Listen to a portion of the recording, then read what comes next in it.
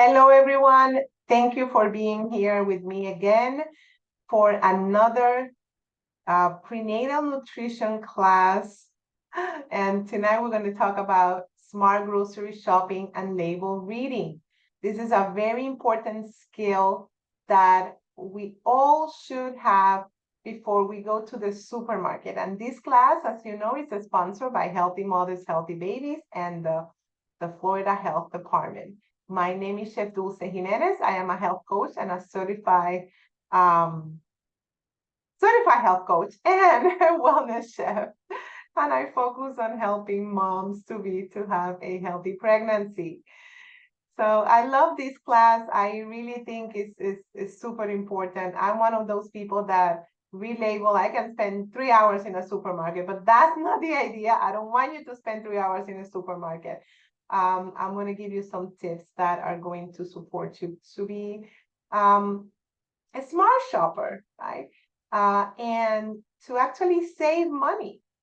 The goal is this class is really to support you to make better purchases. Also to vote with your wallet. What does it mean that? When you're putting your money in certain products, the supermarket will bring it and will sell it. So you want them to bring and sell better foods for you. You have never seen an advertising about a tomato or a cabbage. No, everything that is not fruit will have a label. Fruits and vegetables are the only foods, real whole foods, that they don't need any labels. But I know it is not realistic to only buy ingredients with no label, right?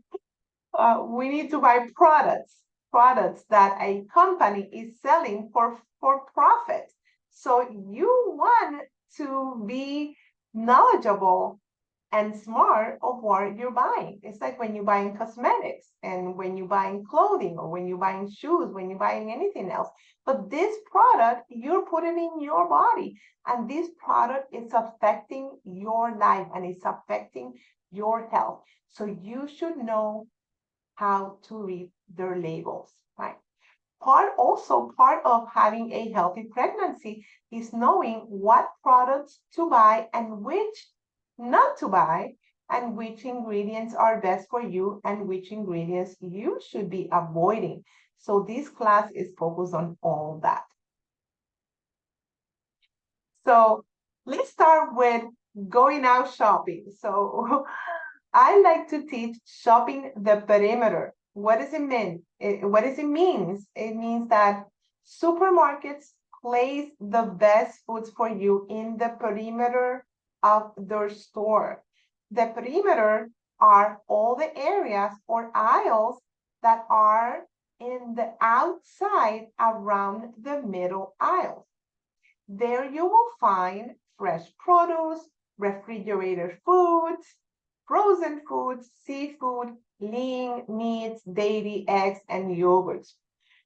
Most of your ingredients should come from the perimeter of the supermarket, focusing on vegetables, fruit, whole grains, and the least processed foods. And why do we know are the least processed foods? Because they need refrigeration. When products can last forever, they're highly processed. So that's why you want fresh foods. Plus, our body is an ecosystem. It's a perfect ecosystem that needs foods that are alive. So also, supermarkets are a big business. Do you know that companies pay big money to be on the shelves at eye level? So when you look at them, that's the first ones you're going to buy. They pay good money. That's why you are voting with your money every time you buy a product. I have an experience. Our supermarket where I live didn't have the almond milk that I like because it's the only one that has no oils, no gums, and no artificial anything. So I started to ask the manager about And I asked the manager about it. I said, why you don't have any clean milk? Finally, they brought it and they put it in a corner, not with all the other almond milk. And so like, why is this? I could never find it. But now I know what it is. It's in a section because they're not paying to be with the other almond milks that are big companies that I don't want to mention. So every time you buy a product, you're voting, you're telling the supermarket, this is what I like, this is what I'm buying. That's why the supermarket are so full with junk food.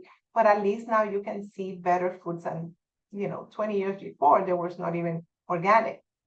So when you go shopping, be prepared to avoid overspending and getting the wrong foods home.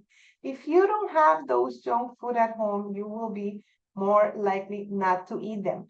You can eat junk food once in a while when you go out with your family, let's go to a restaurant, etc. But it's better to have better foods at home and real foods. So always go out with a shopping list. Have a snack or eat after a meal. When you go hungry, you will buy more than what you need. And focus on fresh, real foods, whole grains, and avoid processed foods. When you make your grocery list, you can make it in a way that you can place the items that are in the perimeter first. So you go and you buy all those items first, and then you go and buy the rest. Okay? So let's go over the labels. So let's take a few minutes to talk about labels. When you're looking at a product, they have a label in the back. Usually it's in the back. And the label looks like this. So the first thing you need to check is the serving size. For example, a container, if you're buying an orange juice, it has, say, this is an orange juice, 8 servings per container. And the serving size is 2/3 of a cup. So these numbers are for a 2/3 of a cup, not for the whole container. So if you're drinking 2/3 of a cup, you will get these calories, you will get this fat, you will get this sodium, you will get this fiber, this sugar, and all this, right? This vitamin D, protein, the rest. So that's important. Why is it important? Because when you're drinking an orange juice, for example, sometimes the serving per container are 2. Usually it's 2, which is 16 ounces or 3. And we look at, oh, this is not that bad. It only has, say, 10 grams of sugar. But you drink the whole container, you're drinking 20 grams of sugar. So that's why it's important to look at the serving sizes. From there, you look at the fat, the cholesterol, and the sodium, and the sugars. And you don't want to eat too much of this. That's it. You want it to be low numbers. And getting lots of dietary fiber and protein. So low fat, low cholesterol, low sodium, low sugars, preferably. Sugar should be preferably under 6 or 8 grams, but that is very dreamy. Not a lot of product has a little. And you want to have fiber and protein as much as you can. Okay. Then the most important section is the ingredients. Ingredients are super important. When you are looking at the ingredients, which is highlighted here in purple, the information provided here is the best way to know if a food is healthy or not. This is the only facts. No other label will give you facts, just the ingredients. So it's the most important section of the label. And sometimes we don't look at the ingredients, or they put it very, very small, tiny. So you don't even know what you're eating.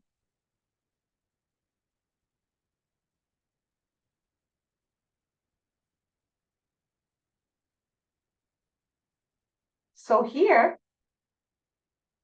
the blue part, the highlighted in blue, tells you the percentage of the items in the pink section, and it's more information here. However, this one here, it all depends on 2,000 calories per day. So I really don't pay attention to this unless I want to know if it has calcium or vitamin D and iron. But these percentages are very like you don't know in reality how much are you taking, because this is a percentage. So, but if you see, if it's 5% is very low, and if it's 20% is very high. So here is high in calcium, which is good. It's high in vitamin D, which is good. It's good in iron. 15% iron is great, and potassium 6%, which is kind of low. Okay, so that's what you can see here. Okay, so let's go over the ingredient list. So looking at the ingredient list first may save you a lot of time, because you will know if the product is made with healthy ingredients or not. So sometimes I just go to the ingredient list and forget about even reading the label, right? The items on the ingredient list are listed in order based on the amount the product contains. For example, if enriched flour is the first on the list, then you know that it is the primary ingredient. Right. There are 3 ingredients to avoid whenever possible: high fructose corn syrup, hydrogenated oils, and artificial colors and flavors. If a product contains any of these ingredients, it is best to skip it altogether and find a healthier option.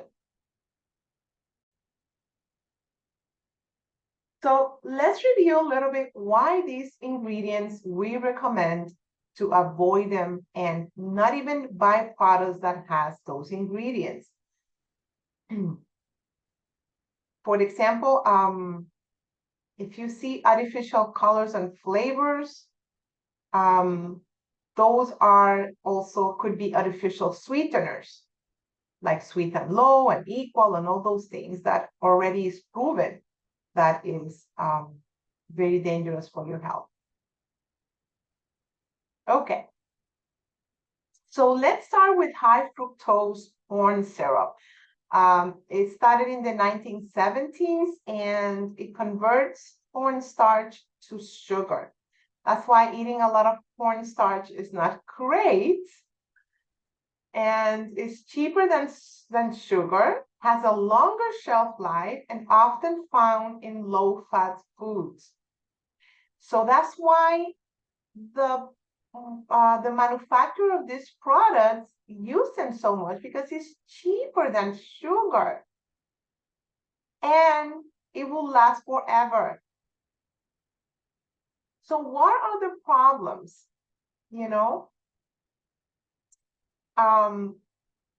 And what happened is that during the 1970s, researchers discovered this chemical process that converts cornstarch, which is corn, into high fructose corn syrup. And it quickly began to replace sugar in many processed foods. So we have been eating that since the 70s.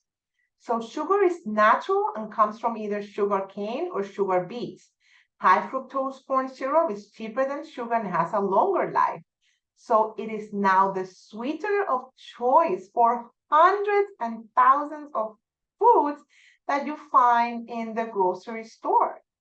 So when you read the labels in the ingredient part and it has high fructose corn syrup, is often found in many low-fat foods. So when we had everything low-fat, that's why also was a great product for the manufacturers.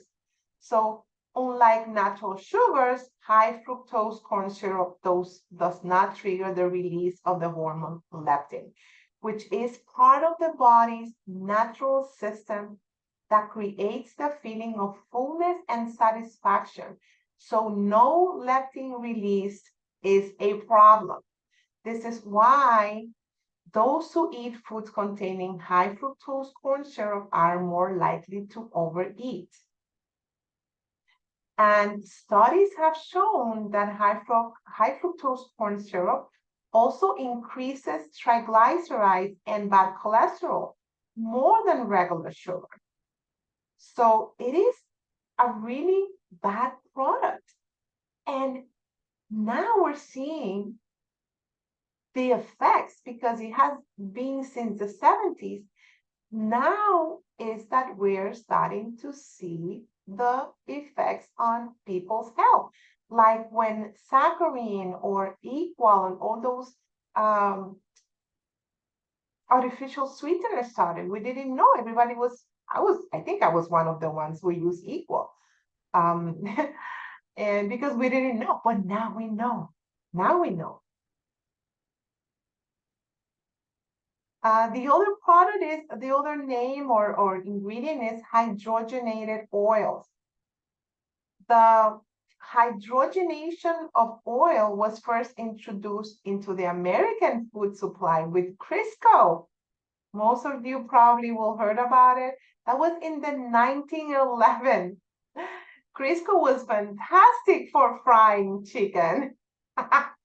Hydrogenated oils are created through a chemical process called hydrogenation, which converts liquid oils into solids.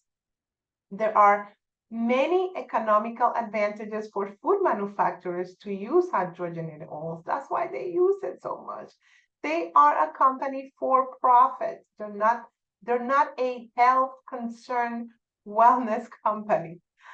So this process helps the oil withstand higher heat, which is a plus for deep frying, like in fast foods industries and fast food restaurants.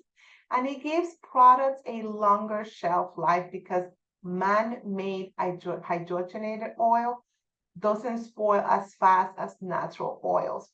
If you leave an olive oil or avocado oil, for a long time, it starts to smell weird and get rancid.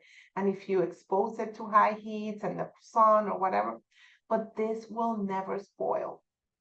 And of course, they want to use it. So through the process of hydrogenation, oils can be converted into partially hydrogenated oil, which is a primary dietary source of trans fat, or fully hydrogenated oil. So partially hydrogenated are no longer generally recognized as safe for use in human food. However, a small amount is often still present in fully hydrogenated oils due to incomplete hydrogenation during the process. So the government allows the manufacturer to put a little bit of it. But if you're constantly eating those products, you're getting a lot of it. That's why once in a while it's okay to go to a fast food and eat a food. But if you're eating it every week or every day, or even sometimes more than once a day, it becomes a problem. So fully hydrogenated oils act similarly to a saturated fat in the body. And the problem with that is that will clog your arteries, will bring a lot of health issues with diabetes, hypertension, high cholesterol, and so on, any cardiovascular diseases and all that. So now talk about artificial colors and flavors. This may also refer to as food additives. Artificial colors and flavors are chemically created substances. They're also known as excitotoxins. And because they alter the chemistry of the brain, some excitotoxins You may be familiar with aspartame, MSG, food colorings, and preservative. These substances are added to foods to enhance flavor or appearance of the foods, and they provide no nutritional value. Artificial colors are usually listed as a number in the ingredients list. So you will see red color, red number 40, yellow number 3. And artificial colors and flavor has been linked to neurological diseases, including Parkinson's disease, seizures, and Alzheimer's diseases. So, and can affect a child's growing brain, which is 4 times more sensitive to these excitotoxins. And they can cause severe headaches and mood swings in both children and adults. So if you suffer of migraines, headaches, those are things that you should consider eliminating from your diet.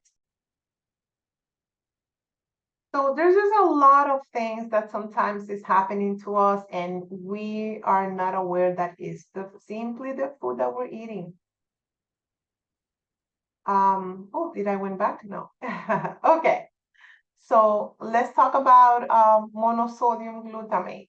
So it was good. It was something that it was good because it was extracted from sea kelp. Now it is chemically created, is known as a food enhancer as well. It enhances the flavor and the saltiness, gives umami flavor and intensifies the flavor of every other ingredient in a product. That's why it's so used for for these foods that we love and we want to keep eating and eating and eating and eating. Those potato chips and Chinese food. MSG is used widely in Chinese food. Sometimes you get so thirsty after eating a Chinese food and you spend days drinking water. And it's because monosodium glutamate has that effect. So it has no nutritional value. It has many names because now people know that it could bring a lot of problems such as sensitivity. It can give you rash in your body, headaches. It can give you dizziness, red face and numbness in the chest and the arms, and excessive amounts consumed on an empty stomach. It may have retinal and even brain damage and obesity. These are really big issues, health issues that these companies are giving us, and for the simple fact that they want to save money and get better profits for their products to taste better and to last longer in those aisles in the supermarket. Okay, so another good rule of thumb when reading labels is that a food is generally healthier if it has 10 ingredients or less, or better said, less than 10 ingredients. And you can pronounce all the words in the ingredients list. When you see words that you don't even know what they are, I invite you to look at them and the possible consequences, because when I did that as studying for health coach, I was like, oh my God. Some products, I was still buying them because certain ingredients, I was like, it only has a little bit of this.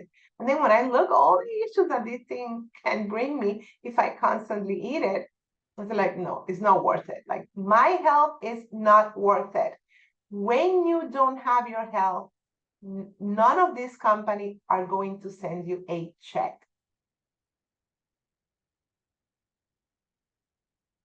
So let me teach you a little bit of marketing gimmicks that the industry uses, and I want to make you a smart shopper so you know that they will not do this to you. So I want you to look at in the front of this package, which is a product that many of us love. I used to love it. In the front package, you have honey and oats as the main ingredients. When I was looking at this, that I wasn't reading ingredients, I thought this was honey and oats and roasted, honey roasted oats. So delicious. And it says sweetened cereal with oats and honey. Okay. But when you go to the back, the first ingredient that you see is corn, which is a GMO, genetically modified organism. The third ingredient is sugar. If you continue down, you can see corn syrup as well. It has molasses, malted barley, and then honey and caramel color and other stuff. But if you're telling me in the front of the box that this is honey bunches of oats, I am thinking that in the back, the first ingredient I will see is oats and honey. That is not the case. This is marketing that is deceiving. It also has two types of oil, canola and soybean oil, which are both genetically modified organisms. So this is really not a healthy product. Let's see another one, which I love this one. Not I love to buy it. I love how they're putting a heart healthy in the front. This is one of the most popular labels that confuse the consumer into thinking that the product is a good choice. So these are some of the things that people will write in the labels, like heart healthy or natural. Natural means nothing.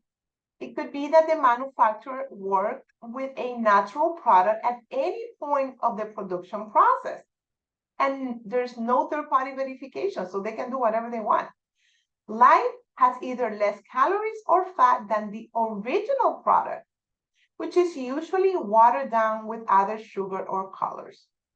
When they put zero trans fat, means less than 0.5 grams of trans fat per serving. So it still has trans fat because the government allowed them. Organic ingredients, it could be anything, no verification or accountability required, unless it has the stamp. Multigrain, that means that the product contains more than one type of grain, usually refined or enriched grains. You want it to say full grain. And see it in the list of ingredients as well. Enriched or fortified means that the product went to a process that strips all the nutrients out, and then the manufacturer will add synthetic nutrients back into the product. Why they do that? For the product to last longer. I don't understand, but they're taking the nutrients out and then put a synthetics one. Heart healthy,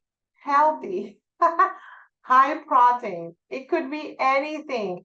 No verification or accountability required.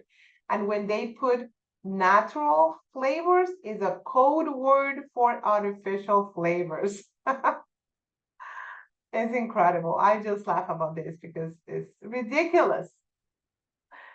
Right? So don't rely in the front package and those marketing claims. Always go to the ingredient list in the back. Look, planters, dried roasted peanuts, and they're heart healthy. If I see these, I will not even think about going to the back because it's peanuts. But no, when you look at the ingredient in the back, you see what is the real deal with this product. This is such a perfect example of a front label versus marketing strategy. They pay lots of money to those marketing directors in this company. I said, if I see this, I will say this is a great choice. But it has sugar, cornstarch, gelatin, torula yeast, maltodextrin, and dried corn syrup. Why in the world you want to put that into dry roasted peanuts? I have no idea. Eat roasted peanuts that are plain and you roast it at home and you put a little bit of salt, that will be heart healthy, but not this product. This marketing method should be prohibited, honestly. Okay, so in summary, look for a short list of ingredients that you can pronounce, and good words like whole grain and organic spices, and you see the organic stamp also in the product. High protein, high fiber, low sugar, low in trans fat. Keep in mind that these ingredients are listed in order from most to least. So first ingredient listed means the most in the box. Yes, so you want to avoid this canola, soybean, corn. Better if it says made with avocado oil or extra virgin olive oil. And you want to see it in the ingredients. If it says organic ingredients or organic, it should have the seal of verification. So we already look at that already. Avoid all these products that we already discussed, the high fructose corn syrup, the corn syrup, hydrogenated oil, artificial colors, titanium dioxide, artificial sugars like aspartame, Splenda, sweet and low, sucralose, and sorbitol, all those things. Look for the bunch of sugars. Sometimes it has 3 and 4 sugars names that we don't even know. MSG also has a bunch of names that sometimes we don't even know. Like MSG is the same as hydrolyzed vegetable protein or sodium caseinate. It's the same thing. They keep changing the name, so we get confused. And now we know MSG, but if you don't see MSG and they put another name, you don't know it has MSG. It's like, I want you to be a smart shopper. Outsmart them. So natural, again, I just said that means nothing. A product that is labeled natural could have toxic pesticides, have GMOs, could have antibiotics, growth hormones, sludge, and radiation, and are not required to observe animal welfare. They're not audited, they're not verified, they're not certified, and they're not legally bound to use any of the allowed materials or products. So when it says natural, it could be anything they want. So understanding organics, this is the official certification. Organic, USDA organic. And if you want it non-GMO, it has to have the non-GMO project verified. However, organic means non-GMO. But some product has only the non-GMO verified. That doesn't mean that they're organic. It has to have both. Okay. So what it means organic? Organic means that the product was produced without synthetic hormones, pesticides, and fertilizers. There were no genetic modifications. All USDA organic food is non-GMO verified. Animals are fed only organically grown feed without animal byproducts. Animals are not treated with some synthetic hormones or antibiotics, and animals have access to the outdoors and cannot be cloned. You're not eating cloned animals. and it must be third-party certified. Okay. So I understand that buying organic sometimes is more expensive. So let me give you a guide to help you. So organic does still have a little bit of pesticide because they sometimes use better pesticides or natural pesticides, but in many instances, it's not necessary to buy organic produce. I should have put produce in there. If you follow this simple rule that when you're eating a produce that is raw and you're eating their skin, then you should buy them organic and wash it very, very well. If the product is not local and has high levels of pesticides, when a product has traveled a lot, they need to be double sprayed. So you should probably buy an organic. You don't need to buy organic if your product is local, if you will eat it, if you will, if the product has a thick skin, then you will be taking it out before eating it or cooking it, then sometimes you don't have to buy organic. Also, you can buy fruits and vegetables frozen. Organic fruits and vegetables are frozen, are sometimes less expensive. And there are two guides that also will help you decide what products to buy organic and what not. They're called the Dirty Dozen and the Clean 15. Those lists are compiled every year by a company and an organization, the EWG organization, and I'm going to show you that. And when you buy local food, fruits and vegetables as much as possible, if you can go to farmer's market or read the label. Some of the supermarkets now have local produce marked, so you know that those are less expensive, they have less pesticides, because imported products may contain more pesticides than domestically grown due to the many times they might be sprayed or irradiated. So these are the lists, like every year, and you can go to their website, ewg.org, and they show you the list. So these are the products that are the Dirty Dozen are the ones that has the most, they're the most contaminated with pesticide. These products should be purchased organic as much as possible. That's why they call it the Dirty Dozen, because they're very dirty. And they study a lot of products and not all make any of the list. So these are the Clean 15. These are the ones that had the lowest amount of pesticides residues. And according to the AWG's analysis of the most recent data, these are more safer. So, and most of the, if you see, we take the skin on this, except mushrooms, which I'm very surprised.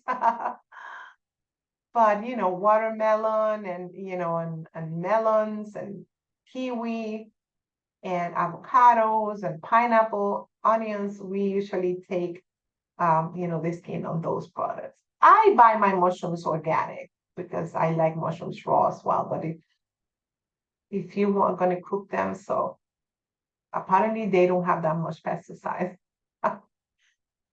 So also these are additional products that these items were included in the testing data, but they do not fall into either the Dirty Dozen or the Clean 15. So they are like in the middle. And again, you can find out in their website as well if that is a concern, and create your own list of the foods that you buy. Look at how many beautiful products we have. I just don't want you not to eat fruits and vegetables because you cannot afford to buy organics. If you cannot afford, it's better to, you know, buy them conventional and really, really clean your products. When you are grocery shopping, you should keep your fruits and vegetables separated from the raw meat and the chicken and all the poultry and seafood, and put them in bags because that way you don't put them in the cart. Even if they have skin, you should put it in little bags. Because nowadays people bring their dogs everywhere and you don't know whose dog has been there in the cart. When you get home and you're gonna process as soon as you get in with your produce, the produce are all the fruits and the vegetables. You should wash your hands and wash your utensils and before you prepare them. Preferably, you should have 3 cutting boards, one for fruits, one for vegetables, and a third one for meat, poultry, and fish. And if you can, have them color coded. I have a transparent white one for my fruits, a red one for my veggies, and a black and gray one for my meat, poultry, and fish. And I like them plastic, and I change it, frequently. They're not that expensive. You don't have to keep them for a lifetime. I see cutting boards that people have for years and years and years for no reason. So you should clean your fruits and vegetables before eating them, cutting them, or cooking them. Even if you are going to take the skin, you should wash them before cutting them, because they can transfer the bacteria to your knife and then you put it inside.